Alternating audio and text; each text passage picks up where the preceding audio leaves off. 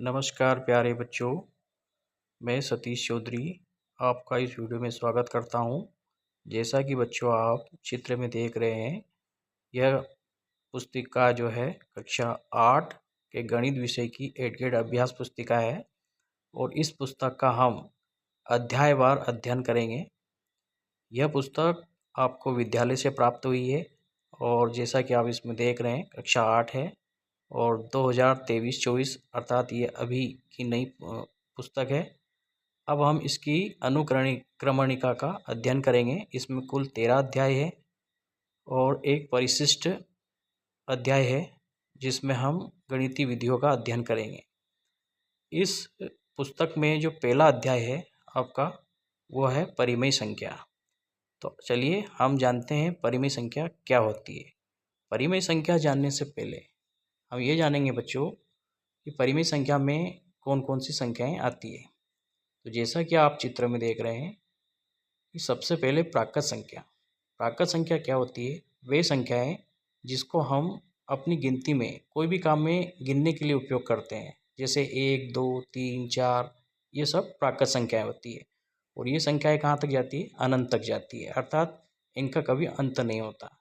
इसी प्रकार पूर्ण संख्या, जब हम प्राकृत संख्या में जीरो को शामिल कर लेते हैं, अर्थात जब हम इसको बोलेंगे तो 0, 1, 2, 3, 4 इस प्रकार अनंत तक, तो इस प्रकार की संख्या को पूर्ण संख्या कहते हैं। अब यहाँ से हमारे पास एक क्वेश्चन बनता है कि सबसे छोटी पूर्ण संख्या कौन सी है? तो सबसे छोटी पूर्ण संख्या हो गई 0। इसी प्रकार अगली संख्या हमारे पास आती है पूर्णांक। पूर्णांक संख्या धनात्मक और ऋणात्मक दो प्रकार की होती है, अर्थात 0 से यदि हम दाएं तरफ चलेंगे तो आपको धनात्मक पूर्णांक संख्या प्राप्त होगी और यदि बाएं तरफ चलेंगे तो ऋणात्मक पूर्णांक संख्या प्राप्त होगी। जैसा कि आप चित्र में देख रहे हैं 0, -1, -2, -3 इस प्रकार ये अनंत तक जाएगी।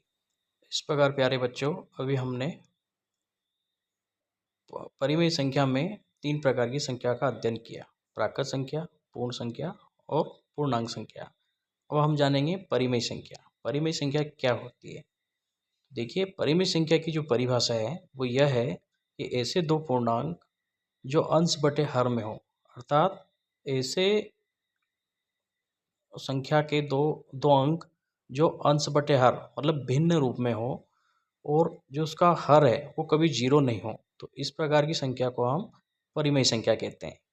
परिमेय संख्या धनात्मक, ऋणात्मक या 0 भी हो सकती है। तो इस प्रकार आप एक परिमेय संख्या का उदाहरण देख सकते हैं कि P बटे Q का मतलब क्या होता है। जैसे मान लो मैंने कोई संख्या ले ली 3 और 4, 3 को मान लिया P और 4 को मान लिया Q, तो परिमेय संख्या क्या हो जाएगी? 3 बटे 4। तो इस प्रकार हम परिमेय संख्या को बता सकते हैं कि वह संख्या जो P बटे Q के रूप में होती है परिमेय संख्या कहलाती है और जिसका हर कभी भी 0 नहीं हो सकता। तो इस प्रकार से हम परिमेय संख्या का हमने अध्ययन किया। अब हम आगे परिमेय संख्या से संबंधित सवालों का अध्ययन करेंगे। प्यारे बच्चों, अब हम परिमेय संख्या जानने के बाद परिमेय संख्या की कुछ संक्रियाएं होती है, जैसे परिमेय संख्या को जोड़ना, परिमेय संख्या को घटाना, परिमेय संख्या का योज्य तस्मक, परिमेय संख्या का गुणात्मक तस्मक, इस प्रकार से कुछ संक्रियाएं होती है। तो उसमें से एक संक्रिया होती है योज्य तस्मक। योज्य तस्मक का मतलब क्या होता है कि जैसे मान लो कोई हमने संख्या ली तो उस संख्या में हम क्या जोड़ें कि पुनः हमें वह संख्या वापस मिल जाए। जैसे कि आप उदाहरण में देख रहे हैं कि 8 में हमने ऐसी क्या संख्या जोड़े कि हमें पुनः 8 मिल जाए। तो हमने क्या करा, 8 का योज्य तस्मक प्राप्त करने के लिए उसमें शून्य को जोड़ा, क्योंकि शून्य में यदि हम कोई संख्या जोड़ते हैं तो हमें वही संख्या प्राप्त होती है। तो इसी प्रकार बच्चों किसी भी संख्या का योज्य तस्मक 0 होता है। इसी प्रकार एक प्रश्न है आपके इसमें कि परिमेय संख्या 7 बटे 8 का योज्य तस्मक क्या होगा। तो इस परिमेय संख्या क्या हमें किस रूप में दी है? धनात्मक रूप में। अब इसी यदि परिमेय संख्या को हम चिन्ह बदलकर ऋणात्मक रूप में इसको जोड़ दें या फिर ये कह सकते हैं घटा दें तो हमें क्या प्राप्त होगा? शून्य प्राप्त होगा।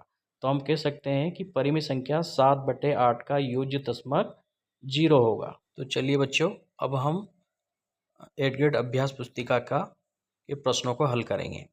जैसा कि आपका पहला प्रश्न दिया है कि प्रश्नों को पढ़कर दिए गए विकल्पों में सही उत्तर चुनकर लिखिए और सामने दिए गए गोल सही घेरे को भरिए। तो जैसे कि आपका पहला प्रश्न है, परिमेय संख्या 7/8 का योज्य तस्मक है। तो जैसे कि मैंने बताया था, योज्य तस्मक का मतलब क्या है कि इसमें हम ऐसी संख्या जोड़ें जिससे वो संख्या हमें पुनः पुनः वही संख्या प्राप्त हो जाए। तो आप देखिए कि 7/8 में ये 4 जो दिए हैं ऑप्शन ABCD, इसमें से हम क्या जोड़ें कि वही संख्या हमें मिल जाए। तो आपको याद होगा कि जैसा कि मैंने बताया था कि 0 एकमात्र ऐसी संख्या है जिसको हम किसी भी संख्या में यदि जोड़ें तो हमें वही संख्या प्राप्त होगी। तो 7/8 का योज्य तस्मक क्या होगा? 0 होगा, क्योंकि 7/8 को 0 में जोड़ने पर हमें पुनः 7/8 प्राप्त होगा। इसी प्रकार हम दूसरा प्रश्न देखते हैं कि परिमेय संख्या का 7/9 के लिए गुणात्मक तस्मक क्या होगा। तो देखिए, गुणात्मक तस्मक का मतलब क्या होता है कि किसी भी संख्या का गुणात्मक तस्मक 1 होता है, अर्थात उस संख्या में हम क्या गुणा करें जिससे हमें 1 प्राप्त हो जाए। तो देखिए, 7/9 में यदि हम 9/7 का यदि हम गुणा करेंगे तो हमें 1 प्राप्त होगा। तो इसी प्रकार हम कह सकते हैं कि किसी भी संख्या का गुणात्मक तस्मक 1 होता है। इसी प्रकार तीसरा प्रश्न है आपका कि 2/3 की समतुल्य परिमेय संख्या क्या है। समतुल्य का मतलब उसके बराबर कौन सी परिमेय संख्या है। तो आपको इन ऑप्शन में से देखना है कि इसके समतुल्य कौन सी है।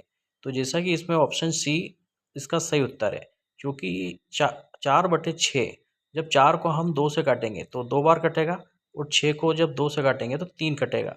तो इस प्रकार हमें समतुल्य भिन्न प्राप्त होगी 2/3। तो हम कह सकते हैं कि 2/3 की समतुल्य परिमेय संख्या 4/6 होगी। इसी प्रकार आपका अगला प्रश्न है, चौथा वाला, कि निम्नलिखित में से कौन सी संख्या आपके मानक रूप में है।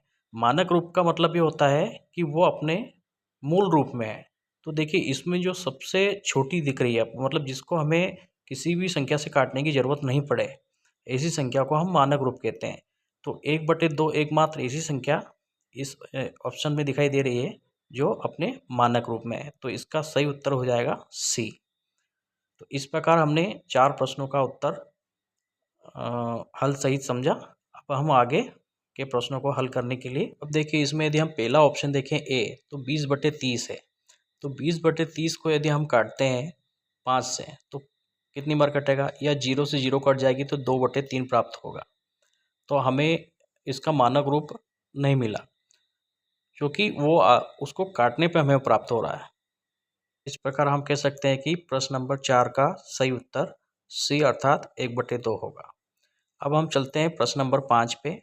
आपको प्रश्न दिया है -4/9 प्लस -4/9 का मान है। तो देखिए, हमें क्या करना है, इसको जोड़ना है।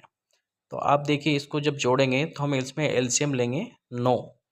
तो जब 9 का एलसीएम लेंगे तो ऊपर हमें क्या बचेगा, -8। तो इस प्रकार इस प्रश्न का उत्तर क्या हो जाएगा, -8/9। बाकी ऑप्शन में हमें कहीं नहीं दिखाई दे रहा है, तो हम इस गोले में सी को भरेंगे और ऑप्शन सी में सही राइट का चिन्ह लगाएंगे। अब हम चलते हैं प्रश्न नंबर 6 पे।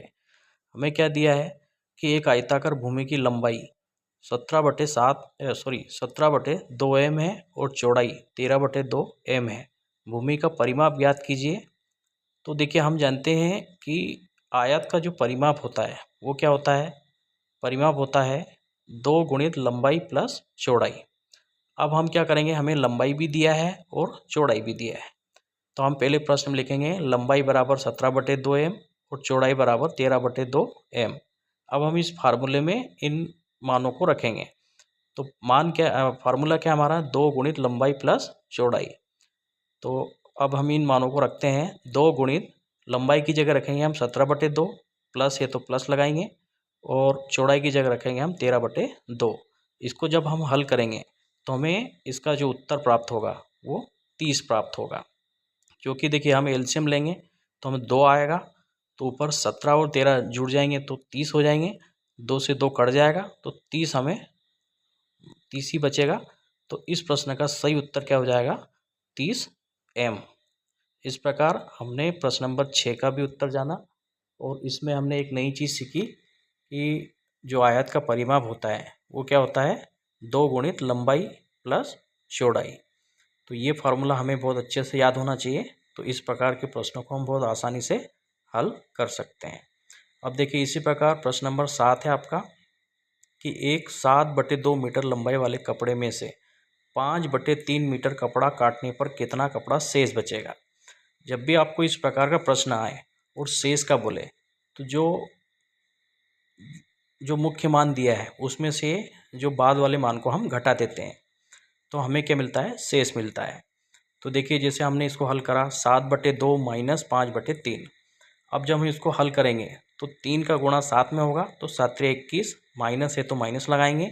2 का गुणा 5 में होगा तो 10, और फिर नीचे हर में 3 का गुणा 2 में हो जाएगा तो 6। तो 21 में से 10 घटेंगे तो कितना बचेगा, 11, और इसका जो हर है वो कितना है, 6।